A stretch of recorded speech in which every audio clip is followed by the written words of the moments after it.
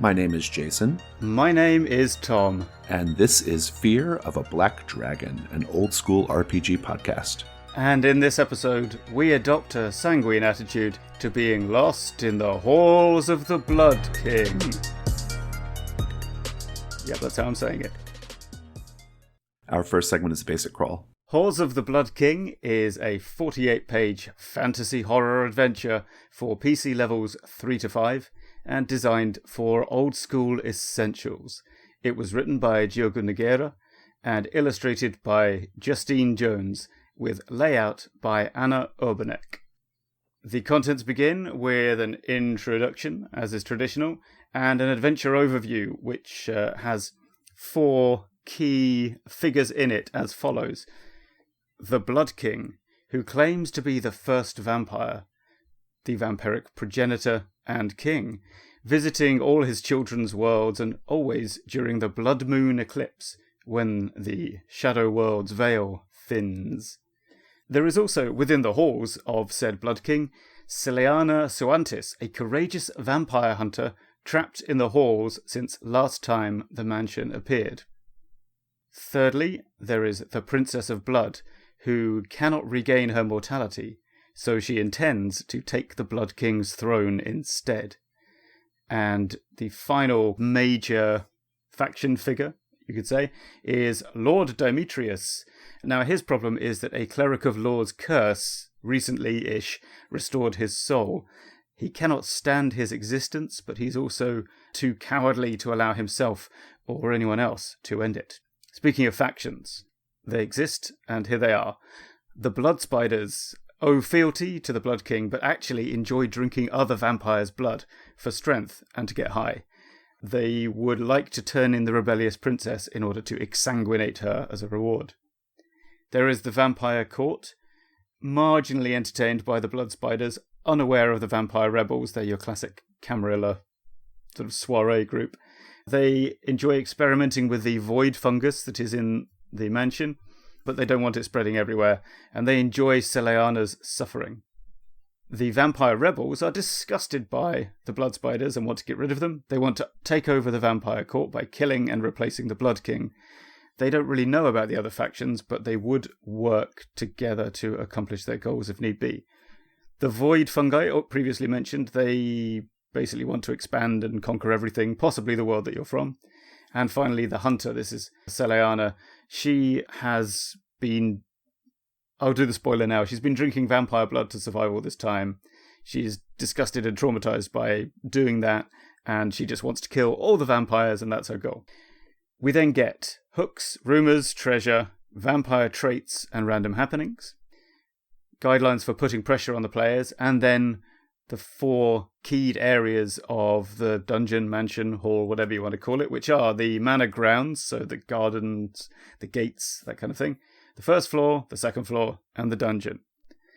And it all concludes with a concluding the adventure bit.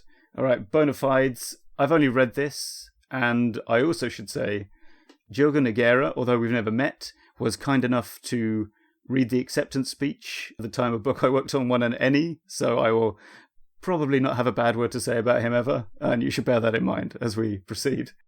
I have played Halls of the Blood King over the course of 4 sessions using Trophy Gold. I should mention here that this module came up pretty deep into our campaign up to that point. And so I had to do a lot of adapting to make it fit into the present campaign we were running. And so I did change a few of the key NPCs to better fit what we were doing. But we mostly got the full Halls of the Blood King experience, I think. Cool. Let's talk about things we liked. Yeah. I think we should probably start with production values and presentation matters. So why don't we kick off with that, Tom? What do you think? Oh, yes. Oh, it's just full of absolutely... I mean, I've literally written the word rad here. A word I don't think I've thought since about 1997.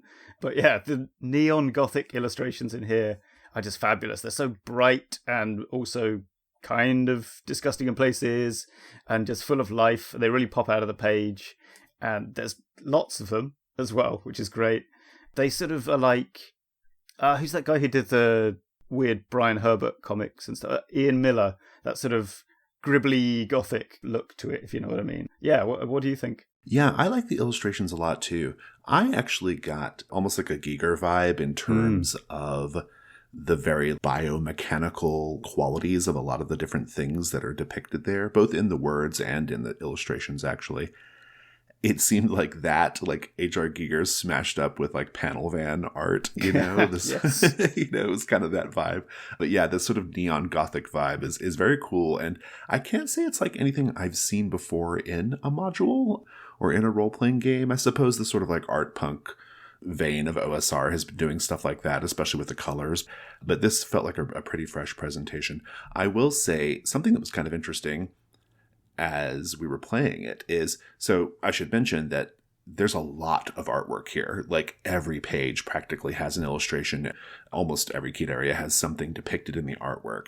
One of the fun things when we were playing the game and we played online is that I just had like an image board where I would just like cut and paste the various things and paste them up. And at a certain point, especially early on in the dungeon, the players were like so excited just to see the next piece of art that they were sort of like pressing forward in order to do that. Now, eventually, Trophy Gold, as Trophy Gold always does, betrayed them and they were ready to leave at a certain point.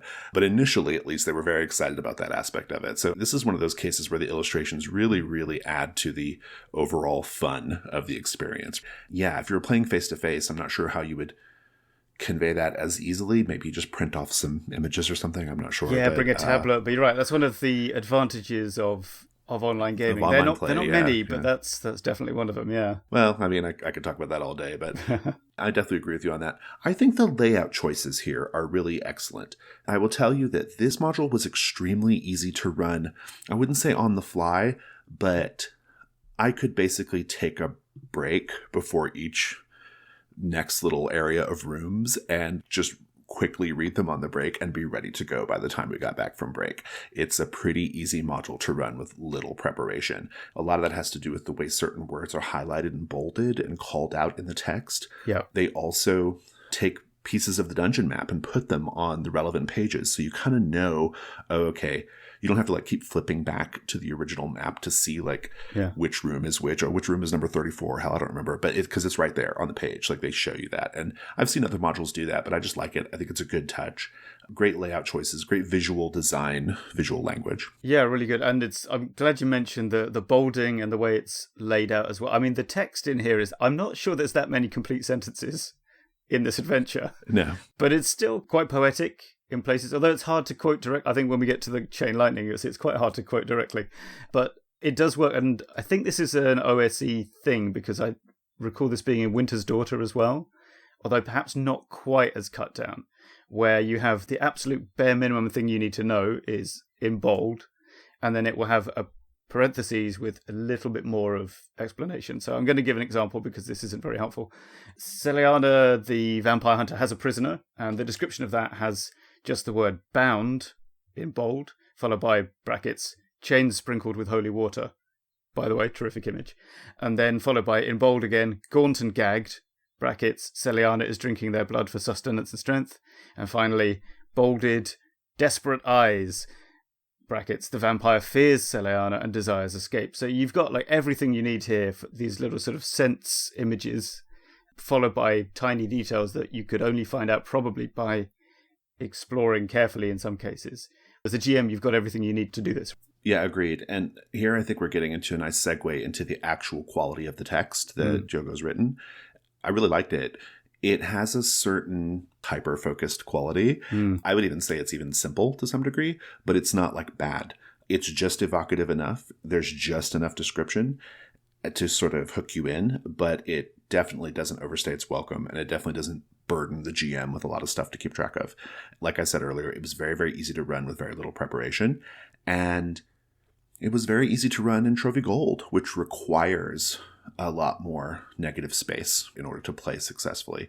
Just to give you an example of what I mean, at a certain point, you can find this telescope, and we're told early on that the telescope is pointed at a distant bright green star, and then brackets need to mess with handles to unlock it. So you're definitely looking at that bright green star unless you fiddle with the telescope. But then we're told if you look at the bright green star, it reveals the Blood King's memories, his suffering under an older, cruel vampire, culminating with the Blood King killing and drinking his blood, occasional flashes of a woman similar to Lenice Albathea, who is another character that I don't think you mentioned in your breakdown in the beginning, who is a sort of banshee, who it's very strongly hinted is the mother of the Blood King. That's true. Yeah, I'm sorry, I relegated her to secondary cast, but actually maybe she's more important than that, yeah. Well, she's important in the sense that they constantly make reference to her. It's like, it's like there's this implied backstory about her. But getting back to what I was getting at, though, just this little bit of description of this bright green star relates to you're going to see the Blood King's memories. It doesn't tell you a lot, but it tells you the basics. He suffered under an older, cruel king. He killed said king, and oh yeah, here's the banshee. It's just enough for you as a GM to take it and run with it and to do something with it. And the module is filled with stuff like that. It gives you like this really hyper-focused read of like what you need to know about this area and trust you to sort of do something with it. And I think that's pretty great. Continuing on with some of the sort of quality of writing stuff, there's a really strong sense of the alien throughout this module.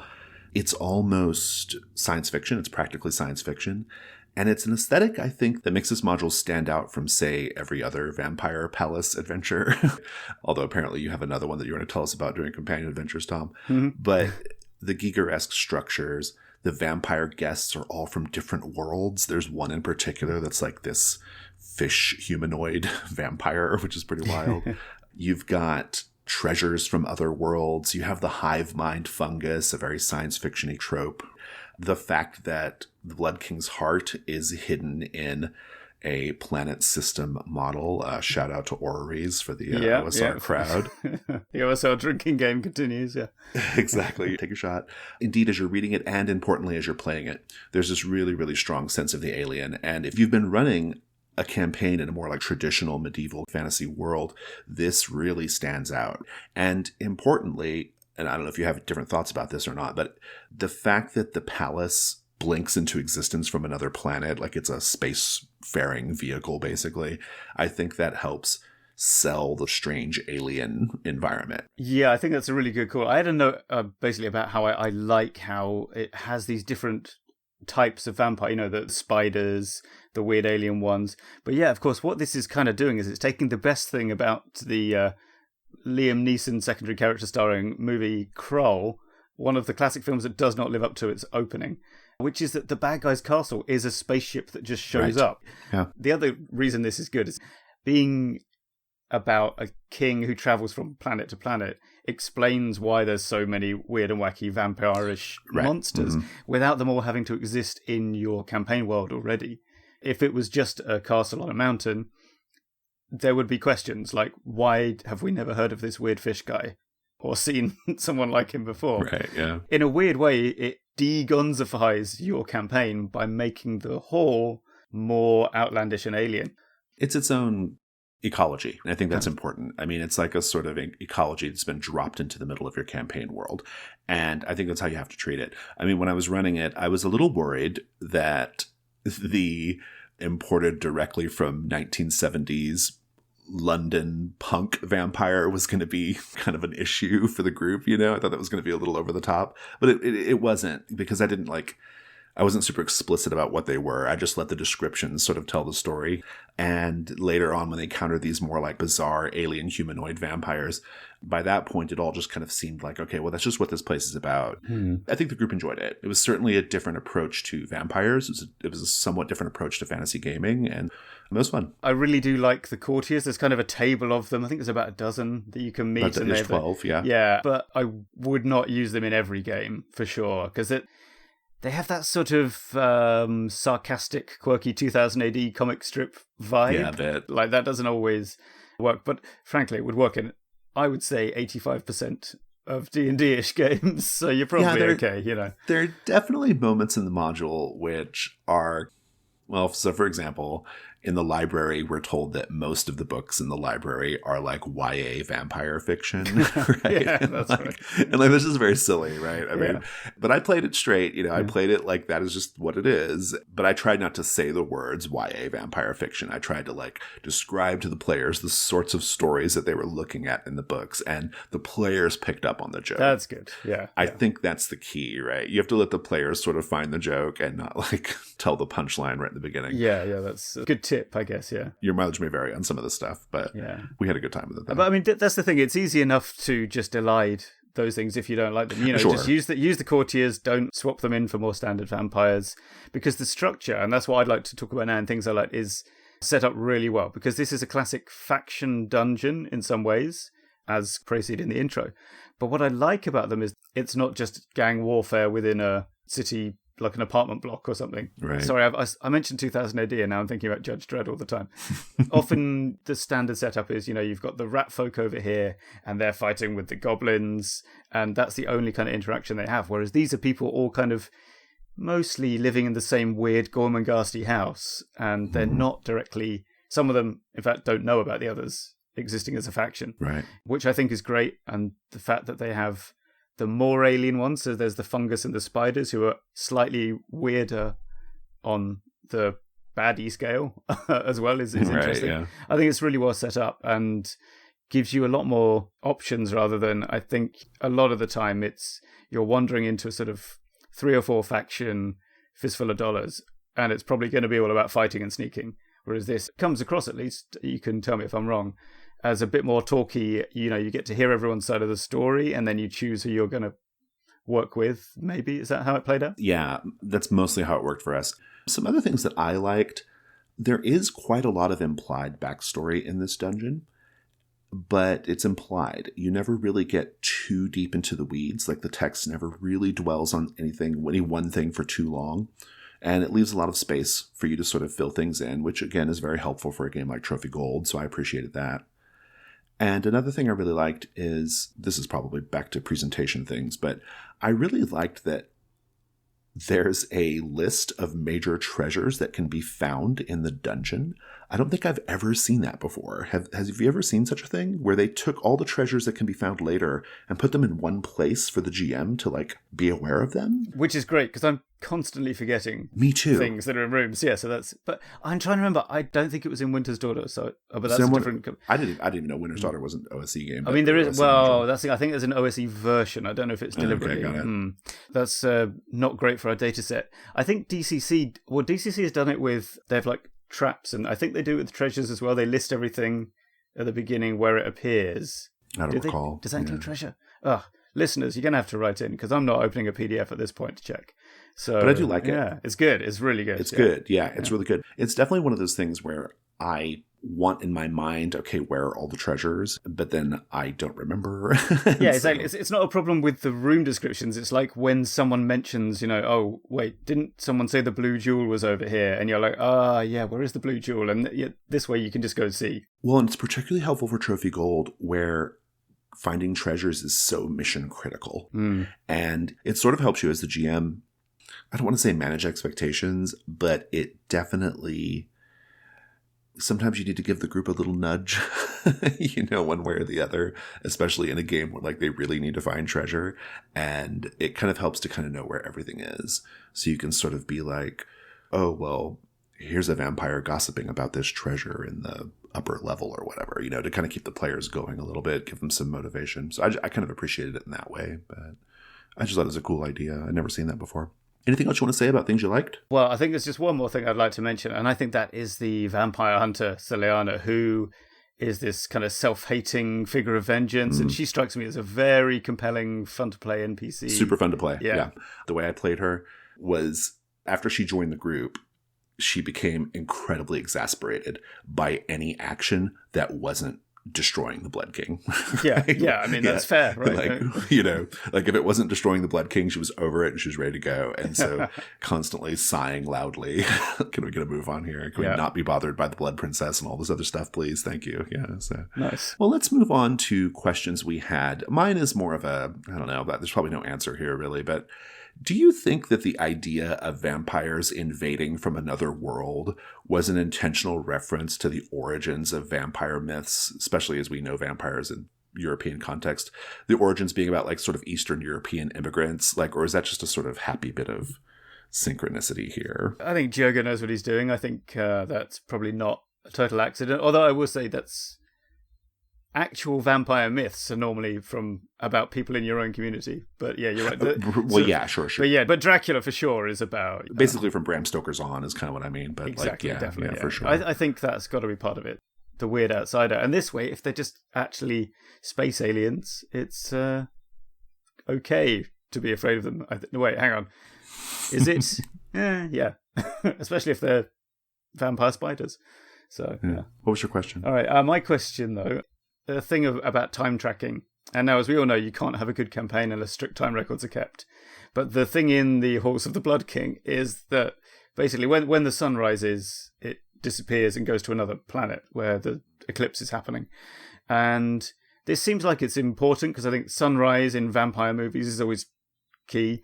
But especially in kind of classic D&D turn tracking, I think there's not really enough time to explore the dungeon. I wonder what you think about that, because of course you've got Trophy going on, which is geared to dealing with this well. You would just presumably have it as a negative. One of your actions as GM is, the clock advances a bit and we're getting closer to sunrise. How did you deal with it? I basically disagree with the premise that there's not enough time in fiction to do the whole dungeon, because the dungeon is actually not that big. It's fairly small. You know, the lower level actual dungeon portion is only like one room essentially. And then the upper level is like 3 rooms, and then the lower level, it's not really that big. And in fact, I think for our game, it was probably less than 2 hours of in-game time. Oh, okay. Like, it was really quick. And this makes sense because the characters are sort of, it's interesting because it is kind of a chatty social dungeon, and there are certain things you can get your hands on, like this cloak that can be found in the Banshee's room, that basically are like a hall pass for the whole dungeon, right? And so you can just sort of walk around as you wish. There aren't really the concerns about breaking into rooms.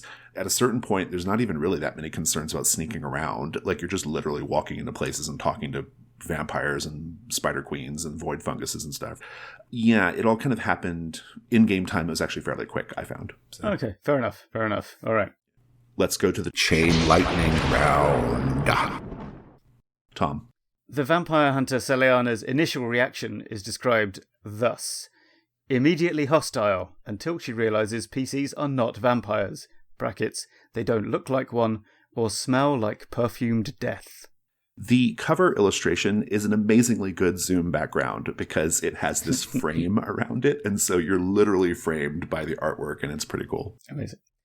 Bringing a reinvigorated Rose from Area 4 causes the Blood King to see you as an admirer and caretaker. And of course, one likely way to do this is letting the Rose drink your blood. At one point, the adventurers can discover a bottle of spirits with a pair of eyes in it. These eyes are spying on the group for the Blood King. This is a fantastic scene in play because you can play it to where you gradually reveal that the eyes are animated and watching the group, and it's just really fun. Name, Kylenia Moorhands. Appearance, Moors in their hands. Leathery skin, no apparent eyes. Personality, chatty. I love what is obviously a little joke on Diogo's part about the pantry. In sort of old school dungeon thinking and stuff, the pantry is like usually the empty keyed space, right? Like there's like nothing in it except just like dusty dried up foodstuffs. But here our pantry, and it's labeled pantry, features this like really horrifying blood extracting machine and a bunch of bodies hanging up. And so there's just a fun ironic joke there, which I love. Let's go to the expert delve. It's the Expert Delve, and today we are talking about vampires. Specifically, I want to talk about vampires in a tabletop role-playing game context. This is a distinction I want us to try to focus on as best we can. I actually reached out on Discord and Twitter asking folks their thoughts about vampires in role-playing games, And I got lots of interesting discussion about vampires in other media, and that was great. But only a couple people actually answered my question. Yeah, I noticed that, yeah. I also found it interesting, bearing in mind we've been discussing how there's lots of different types of vampire in this adventure, how a lot of people were answering basically vampires are like X, Y, and Z, and that's what vampires are like, and therefore you should talk about this. I was like, well, they're not real for a start, but also there are lots of different cultural vampire-esque legends and stories, and I was quite interested to see how people had quite different, often, but quite categorical opinions of what a vampire is. Yeah, exactly. Very differing, but also very specific to them opinions about what vampires are, right? Yeah. Which is good. That's what I asked for. I wanted to hear people's opinions, but I actually really wanted to hear about their opinions about vampires in the TTRPG context. And Gus L., whose modules we've covered in the past on the show, had a few good insights. And one that Gus said that kind of stuck out to me was that he considers vampires a sort of puzzle to be solved rather than a collection of hit dice and special powers, but that he wasn't sure if the traditional RPG tool set is adequate to do anything other than treat them like a collection of hit dice. And I think that's actually a really fruitful place for us to explore. What do you think about that? The conversation being how do we sort of get them beyond being just like a collection of hit dice? Or is that really important? I will say that I think this is an area where maybe story games have a bit of an advantage over traditional role-playing games, because you can write a story game to be about whatever you want it to be. And so if you de-emphasize combat and de-emphasize things like that, you can have a role-playing game story that's not about where the vampire's just reduced to being a monster. But that said, I do think that traditional RPGs can really express a vampire's many facets, probably in the actual environment itself. Yeah. I mean, obviously there's something to be said about how you play the vampire, but I think the environment's really important, especially when we're talking about dungeon crawls. Well, that's true. And also I think that if we say the traditional RPG, you're right about the story gamey thing. But I think that this is one of those areas where actually I think that it can handle it, and it can create different little powers and things for vampires or whatnot, or different social structures, which I guess is the environment as well.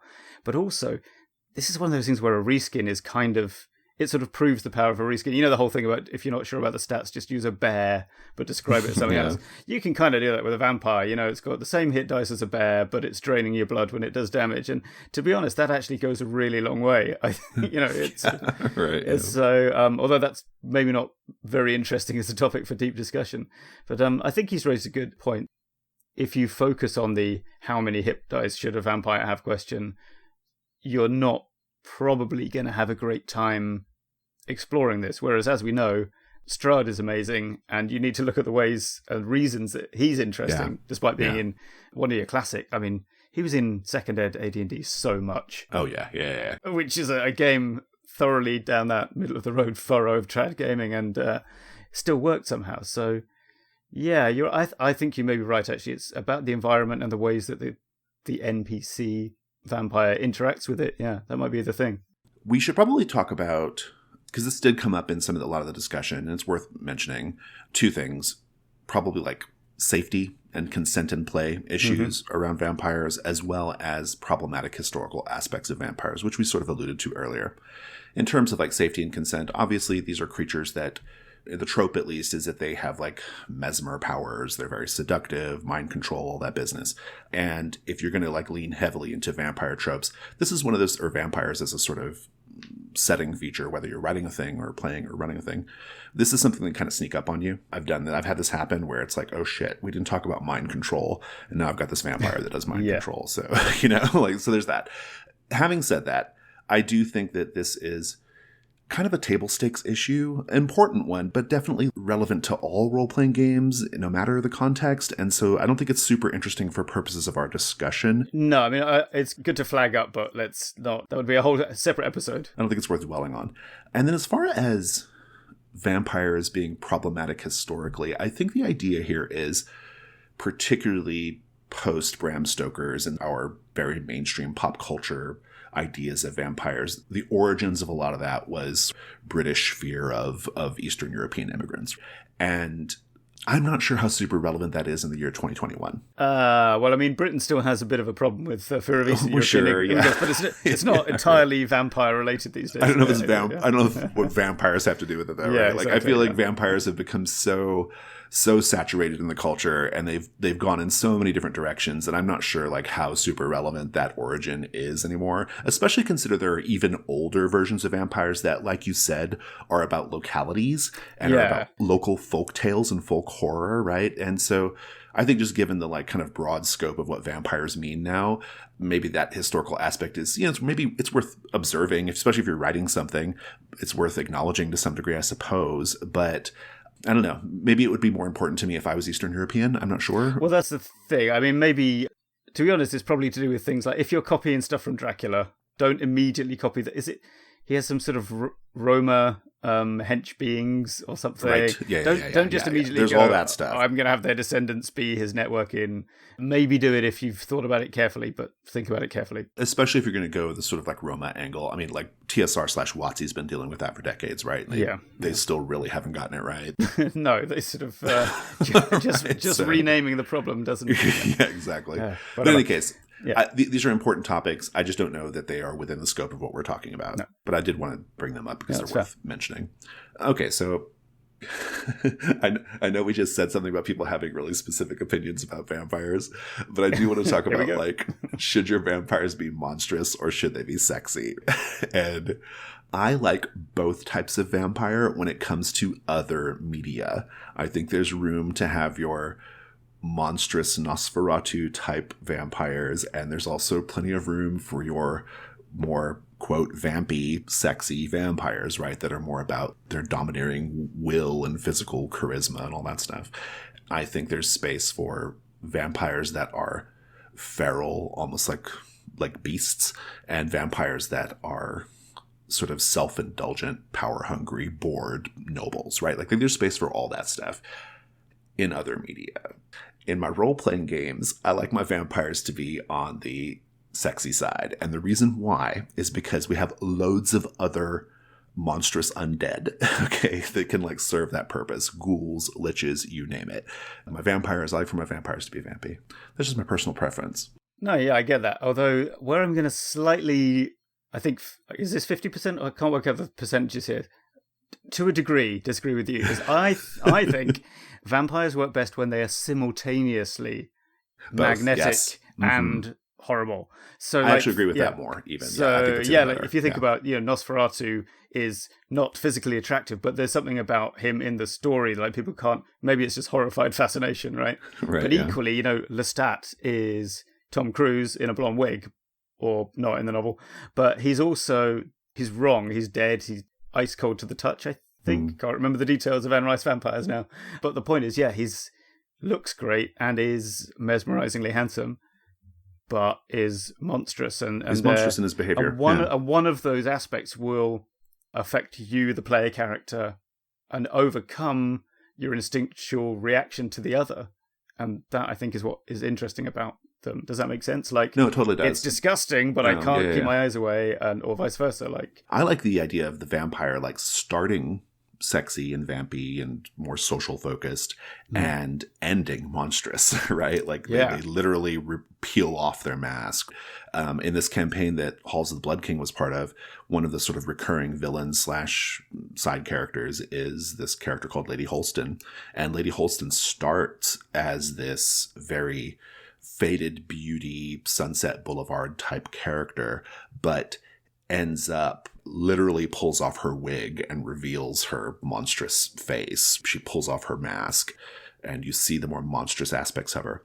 And what's fun about that approach, especially if you're doing a vampire adventure where it's a lot more social and talky, is you can have little moments where you reveal the monstrous bits on the side just to sort of prime that a little bit and to get the group excited about it. So I don't know if I've talked about this yet on this show, but in that same session where Lady Holston was the principal villain, what happened was they were at this dinner with Lady Holston and they already straight away are a little leery of her. They don't know she's a vampiric creature yet, but they know there's something wrong with this space.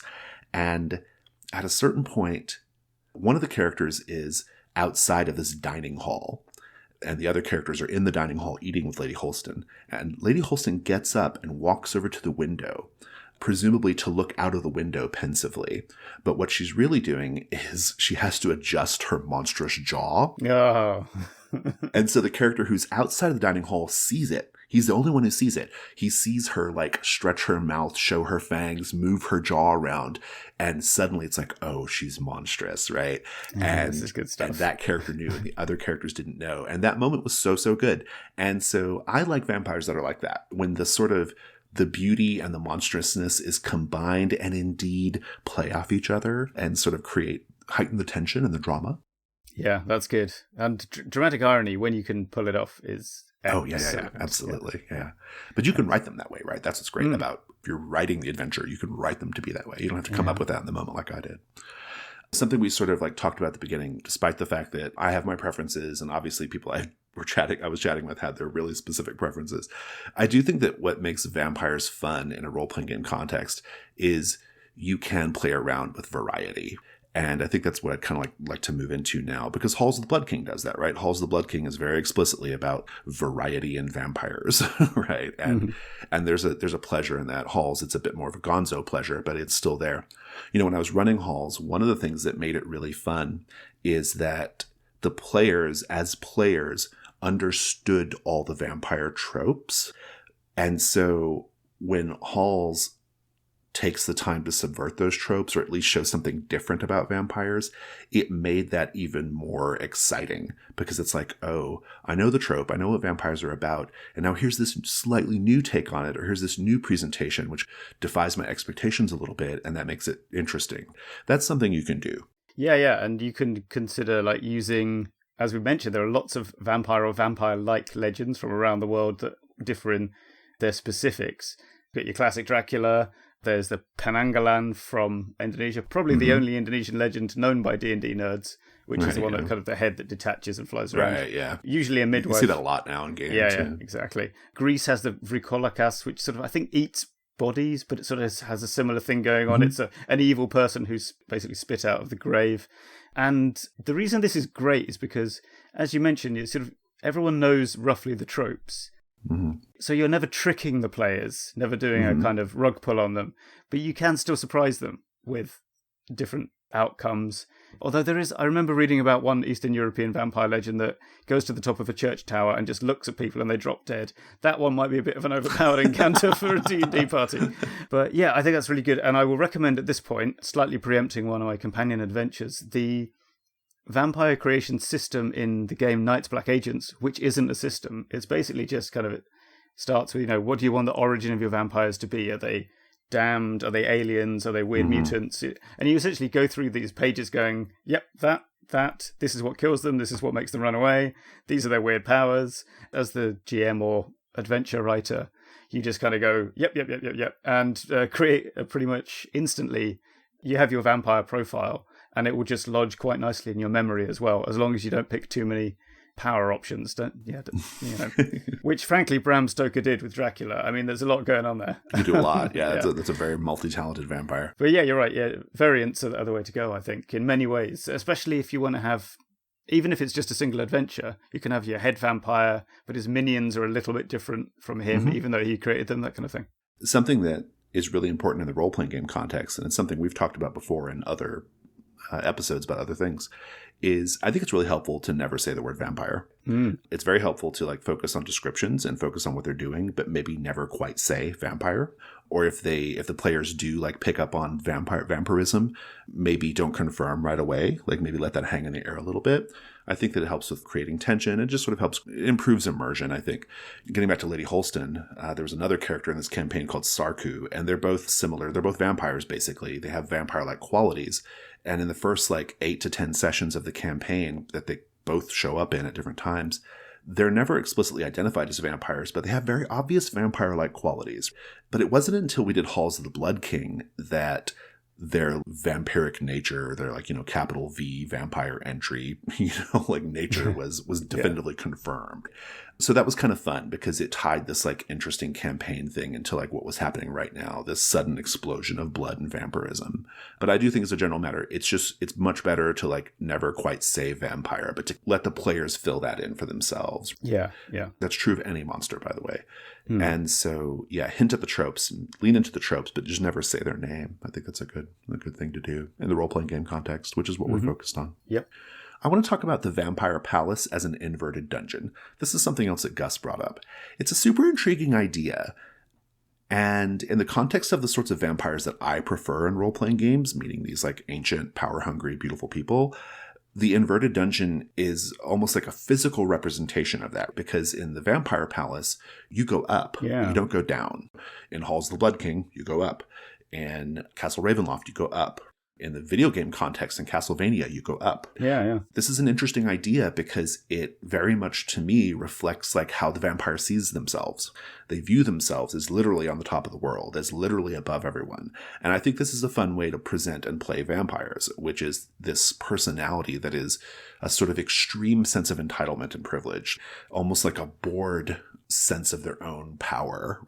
They view everything, especially humans, as food or children. Right. The inverted dungeon, as is almost like a representation of that, is really fun to me. Just the idea of it is so fun to me. Now, I think if you're doing the monstrous vampires, those dungeons are probably going in the proper direction. Those guys could be underground. Although even so, I suppose that's you could still have the decadent, rotting aristocracy trope there, couldn't you? Oh, so sure. Yeah, I mean with like the real feral, animalistic ones. Sure. Yeah. I just wanted to kind of throw that in there as a note. I thought that was an interesting idea. Yeah. I guess the last thing I want to talk about is young versus old, because I think that a vampire that is young in the sense that they have not been a vampire for very long is a really different creature from a vampire that's old. Just a really, really starkly different creature in terms of how they view the world and how they operate with the world, and indeed how you interact with them, maybe even at the system level. It might make a difference. In my game that I published fairly recently called The Between, which is about Victorian monster hunters, one of the scenarios in that one is about this vampire that's in the body of a child. But one of the things that the investigators are trying to figure out is the vampire actually a child, or is the vampire an ancient vampire just stuck in the body of a child? Right. Because it changes the approach. And the scenario accounts for that. It accounts for all possibilities. And it's fun. It's fun for the players to sort of figure that out and to see what it means to be a young vampire versus an old vampire. And I think it's something that has a lot of valence in other role-playing games. An old vampire's lair is going to be much more baroque. It's going to be a much more lavish or extravagant or decadent. There are going to be other vampires probably. They're going to have more powers. Whereas like a younger vampire is going to be much more feral, probably more sympathetic, because they maybe don't have a lot of control over what they're doing. They don't love being a vampire, Yeah, maybe. The differences there are so interesting to me. And I think they can even have an effect at the granular mechanical level, depending on like how you stat them up or power them or whatever, in addition to how you play them. And of course, they're a great metaphor for how the passing on of generational wealth creates massive inequality and causes damage despite people's best intentions. But yeah, I'm all about this because I played a lot of Vampire the Masquerade in the early 2000s. So I mean, yes. And they got a lot of mileage out of old versus young vampires. And I think, to be honest, that was where Vampire the Masquerade was at its best, sort of doing the best kind of fantasy things and giving you a sense of wonder, was by comparing young vampires to the very old ones. It would make you think, what would it be like to live forever, effectively? Right. Yeah. That sort of almost science fiction question. Whereas, like being able to turn invisible or live by drinking blood, that's more of a, as was criticized at the time, superheroes with fangs territory, kind of heroic fantasy. Whereas the older vampires then become this, their existence changes your attitude to the world in which the game is set. And I think even in a D&D-ish fantasy, that's a very interesting concept. And you see the appeal of it with things like Sorcerer Kings and Liches. These are the similarly often tortured by their own success at turning into immortals kind of characters. Yeah. So, yeah. In fact, I would say it's almost a must to have one old and one very young vampire in your vampire story, isn't it? I think it definitely needs to be in the back of your mind as you're getting your campaign ready or writing your adventure or running an adventure or whatever you're doing. Like, it just makes a difference. In a story where the principal antagonist is a younger vampire, it could be that they're not really the antagonist. Maybe it's somebody who's hunting them. And like I said earlier, like where the antagonist is a Strahd-like character, you're just going to get this much more over-the-top, gothic, almost operatic Dario Argento-esque like kind of approach to the horror, which is not the same as fumbling around in the alleys eating rats and shit because you can't bear to eat a human, right? Like it's just a different kind of vampire, and it's worth observing in your prep. So anything else you want to say about our topic here? I've kind of said everything I want to say. No, I think we've said a lot about vampires now. We should probably stop. Right, yeah. It's obviously a topic we could do multiple episodes on. There's almost nothing in pop culture as saturated as the vampire, right? In terms of like fantasy monsters. And so there's a lot that could be said here. But I think that Halls of the Blood King is a great example of what you can do with it. You can take those tropes and twist them around. Think about some of these things we've talked about, young versus old, monstrous versus sexy. I just think it has an effect on how you should portray them and play them at the table. Let's go to the companion adventures. All right. It's companion adventures. Why don't we talk about, let's do game stuff. So I'll start with, well, I mentioned it earlier, which is Knights Black Agents, the Ken Hite-authored gumshoe game about essentially what if Jason Bourne fought vampires. A fun game, and crucially, even if you're not playing it, I think it's a really good treatise on setting up, firstly, as I mentioned, the sort of designing your vampires, but it's also, because of it's about these sort of former intelligence agents being vampire hunters, it also has a lot of stuff about setting up a conspiracy of vampires within a game world and like how the conspiracy reacts to your actions, which is a very specific kind of vampire-y game, but if you want to do it, you should do it like that. Related is the Dracula Dossier, a very free-form campaign based on essentially giving the players a copy of the quote-unquote original version of Dracula, which was a mission report, and they have to explore the annotations by different spies and follow up the clues to try and stop Dracula from rising again, or from doing whatever his evil scheme is, which is a pretty good time. And I also want to plug my own adventure that I wrote for Codex ages ago, which was Sirius Moonlight, which is a 2 or 3 session adventure about David Bowie living in West Berlin in the 70s and probably being a vampire and what you're going to do about it. And I realized as I wrote this note, by the way, Jason, despite having researched and written a scenario about David Bowie being a vampire, I still have not seen The Hunger, in which David Bowie is a vampire. Yeah. Maybe it's for the best. I've heard very mixed reviews, so yes, perhaps. Maybe it's for the best. Yeah. My game thing I'm going to recommend is a story game called Annalise. Annalise is by Nathan Paoletta, and it's an older story game. It's probably from like 2011-ish or something like that. And I think that mechanically it maybe doesn't quite hold up in the year 2021, but it's still very fun. What's interesting about Annalise is you play these sort of characters just outside the orbit of the vampire, like either servants or people devoted to them. But the vampire themselves, when we talk about like variety of vampires, that's what's going on here. They may not be blood-sucking vampires. They might be vampires that get their sustenance from spreading gossip, or vampires that they have like vampiric power and they do vampiric things, but it's not like the typical blood-sucking vampire trope. It can go in lots of different directions. And so it's a great game. I haven't played it in a long time, but I remember really thinking, this is a fresh take on vampires. And I think it would still be today, in fact. Yeah, nice. So one more game thing, which is the adventure Super Blood Harvest 1. By Dirk. This is another take on the temporarily visiting vampire palace. In this case, the précis is, and I'll quote from the back cover, "You've been abducted by a vampire space fortress," all caps. "Escape before it enters hibernation behind the moon." Yeah, that's written and illustrated by former Codex cover artist, Dirk Detwiller-Legte, published by Swordfish Islands. It's pretty short. I have one-shotted it. I think maybe it's better as a 2, but it's pretty good. Also quite bright colours, which it has in common with Halls of the Blood King, I suppose. Indeed. Yeah. Just a quick plug for my YouTube channel. I do have my 4-session run of Halls of the Blood King in Trophy Gold up on my YouTube if you want to see it. In particular, if you want to see like how you can use published game material and twist it around and change it to make it fit your campaign circumstances, might be worth a watch. Okay, so films. I'm going to start with Near Dark from 1987. I somehow just saw this.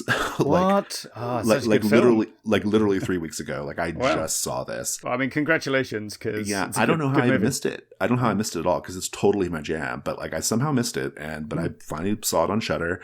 Near Dark is It's basically like Lost Boys if Lost Boys wasn't about vampire punks in California, but was about like cowboys in Oklahoma. That was good. Yeah. That's basically the difference. I love the movie in a lot of different ways, but I guess it's a different take on vampires. It's vampires as these sort of reckless cowboys. Because it takes place in Oklahoma and North Texas, which is where all of my family is from, they really nailed the feel. Everybody in this character feels like my uncles. Okay, so like this was important to me as I was watching it. I was like, wow, I feel related to all of these people. Really, really great. The actress Jenny Wright, who plays the vampiress May, she's excellent in this. She's amazing in that film. Amazing. Like it's a really, really like underappreciated performance. Like she's so luminous and like sympathetic, but she's still like a vampire. And I don't know, it's great. Just a great, great performance. So yeah, check out Near Dark. You don't have a film, it looks like. Yours is TV. No, that's TV. Yeah. You've got another film though, right? I do indeed. I was going to recommend Ganja and Hess from 1973. This is it's not easy to get your hands on. I saw it years ago. It is a movie by Bill Gunn. And at the time it was, and probably still today, I haven't seen it in recent years, but it was really, really regarded as like a quite strange experimental horror movie in its structure and the editing and the way the shots are framed and the cuts that he makes. What I think is really interesting about Ganja and Hess is it's a really excellent view of vampires in a sort of 1970s African-American milieu. This is not a story we get very often. There's the gonzo exploitation flick Blackula, which is actually not a bad movie. But Ganja and Hess definitely has a little bit more like gravitas in terms of like its themes and its storytelling and what the director's trying to accomplish. The movie was famously recut when it was a financial flop. It was recut and the director totally disavows the recut. I've never seen the recut actually. And that's actually the one that's maybe easier to find, unfortunately. I'm not sure. But Spike Lee actually remade Ganja and Hess in one of his films, the name of which escapes me at the moment. But he basically did like a shot-for-shot remake of Ganja and Hess, which is kind of intriguing. Yeah. It's an interesting movie from a historical standpoint. It's incredibly weird. It's maybe not even easy to watch, to be honest. You can see why it wasn't a success at the box office. But if you want a more stylized, experimental take on vampires that does exist within this 1970s African-American sensibility, I think it's a great movie. Yeah, nice. I've just remembered, I have seen too many vampire films to pick any out in time for this podcast. I've just remembered one that is quite striking, and even more striking for me because I saw it when my flatmate brought back the DVD without showing me the cover, and that's Kronos, which is a Mexican vampire film. Yep. There's an age thing as well, because the main character is an old man who is looking after his granddaughter. And yeah, really good. Highly recommended. It's great. Yeah. Slightly ruined by having a bit of a spoiler on the front cover of the DVD, but whatever. Yeah, that's a really good one. Okay, let's do TV. I'm going to say the Netflix BBC Dracula limited series, which can be found on Netflix, and I assume wherever you get BBC things from. It is great. It is essentially the Dracula story, kind of. It's really more of like a reimagining of the Dracula story, and in particular it does some really cool stuff with the Van Helsing family line. There's a nun in particular, Agatha Van Helsing, Sister Agatha Van Helsing, who is probably one of the more badass characters put to celluloid in recent years. The cat and mouse game that she plays with Dracula is really great, and this depiction of Dracula is so interesting because he's got that sexiness that you kind of want in Dracula, but he's also like really camp. It's like such a camp performance.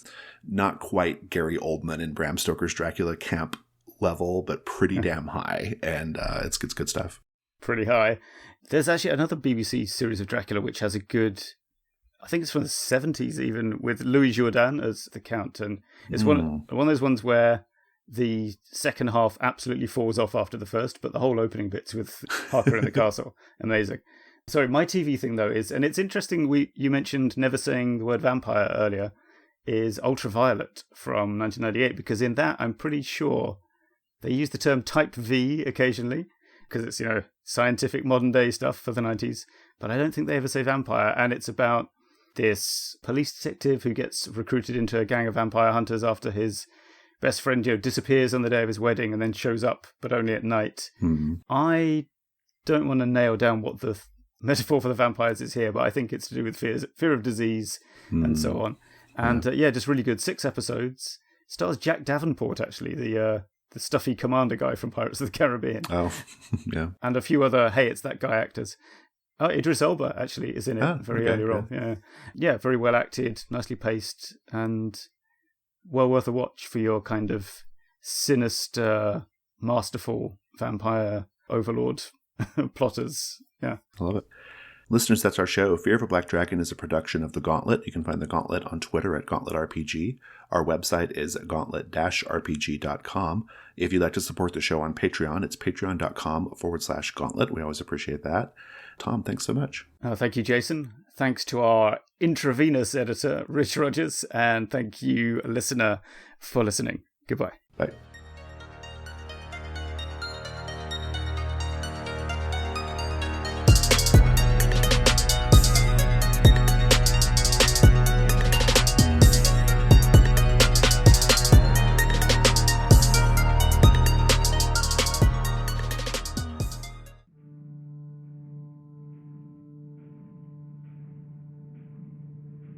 Can you hear the footsteps in the shadows? Can you smell the metal tang of blood on the air? Can you feel the veil between worlds slipping away with each heartbeat? The Between is here. The Between is a tabletop role-playing game about a group of mysterious monster hunters in Victorian-era London. These hunters learn about monsters and killers throughout the city and conduct investigations in order to neutralize them. Over time, they become aware of the plans of a criminal mastermind who is pulling the strings behind the scenes. They will eventually be forced to confront this mastermind in order to save Queen and Country. The Between is directly inspired by the TV show Penny Dreadful, but also takes inspiration from British horror classics, the works of Sir Arthur Conan Doyle, pulp-era media, The League of Extraordinary Gentlemen, and from Hell. It's powered by the Apocalypse and uses the mystery system from our hit game Brindlewood Bay. The Between comes with a 129-page rulebook, 7 playbooks, 10 scenarios or threats, a mastermind campaign sheet, reference sheets, and a supplement called London at Night, The Unseen. The Between PDF is available now on the Gauntlet Patreon. Just go to patreon.com/gauntlet. The Between will be available on DriveThru RPG starting June 14th.